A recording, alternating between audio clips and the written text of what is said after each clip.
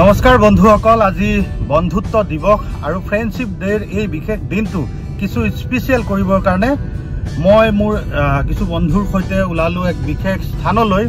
আৰু উৎকট গৰম যেহেতু, আৰু গৰমৰ মাজত সেই বিশেষ স্পেচিয়েল স্থানলৈ যাওঁ আৰু কিছু সময় বন্ধুবৰ্গৰ সৈতে কটাওঁ। বলক তেন্তে আমি আজি ক'ত গৈ আছো আপোনালোকক লৈ যাওঁ।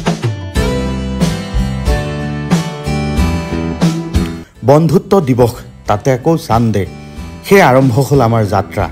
লক্ষ্যস্থান লখিমপুৰৰ দীৰ্ঘালৈ।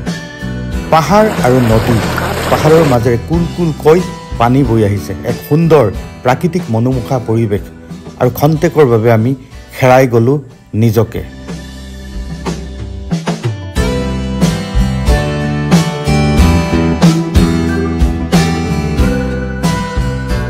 আৰু এয়া হৈছে দীৰ্ঘা নদী। উৎকট গৰমৰ পৰা ৰক্ষা পাবলৈ আপুনিও আহিব পাৰে দীৰ্ঘা নদীৰ বুকুলৈ। এয়া মোৰ লগৰ ফ্ৰেণ্ড চাৰ্কল।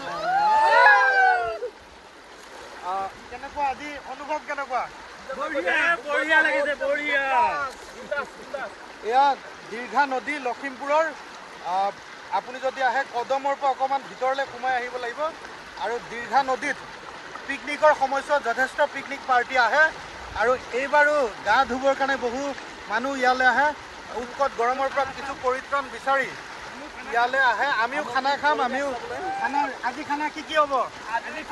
চিকেন, মটন, সকলো ৰেডি। চিকেন মটন চব ৰেডি আছে। অলপ পিছত সেইফালে বনাই থকা হৈছে।